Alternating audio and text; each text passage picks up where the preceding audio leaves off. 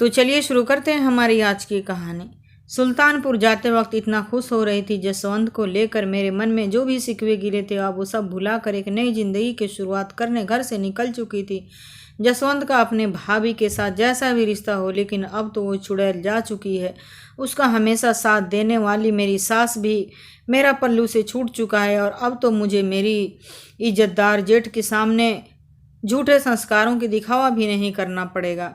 मैंने कैब की पिछली सीट पर बैठी यही सब सोच रही थी कि कैब छतरपुर लाल बत्ती पर रुकी तो मैंने शीशे से बाहर देखा तो लाल बत्ती पर गाड़ियों की कतारें लगी हुई थी। फिर मैंने अपनी दाहिनी ओर की खिड़की के बाहर नज़र डाली और अगले पल ही मेरी नज़र मेरे पति जसवंत की कार पर पड़ गई। मैं देखती हुए चौंक गई। मैंने सोचा कि यहीं उतरकर अपने पति की कार में जाकर बैठ जाऊं, लेकिन तभी सिग्नल ग्रीन हो गया और सारे गाड़ियां चलने लगी और गाड़ियां रुकनी शुरू हो गई। मेरी नज़र लगातार मेरे पति की कार पर बनी हुई थी। जसवंत की कॉल करने के लिए मैंने अपना फ़ोन निकाला ही था कि मेरी कैब थोड़ी आगे बढ़ी और जसवंत की कार मेरे बिल्कुल करीब आकर रुकी।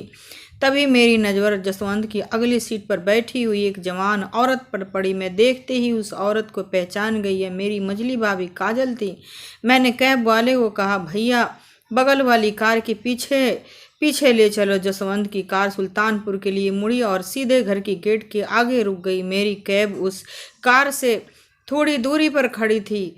अब मैंने अपनी कैब में बैठी अपने हस्बैंड पर नज़र रखी हुई थी। जसवंत ने गाड़ी से उतरकर घर का दरवाज़ा खोला और फिर गाड़ी में बैठकर गाड़ी को घर के अंदर लेकर चला गया।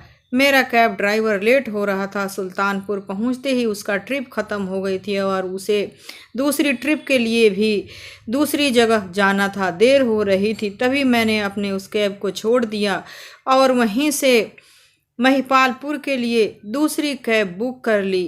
थोड़ी ही दूर पहले सुल्तानपुर आते समय जितना खुश थी उतना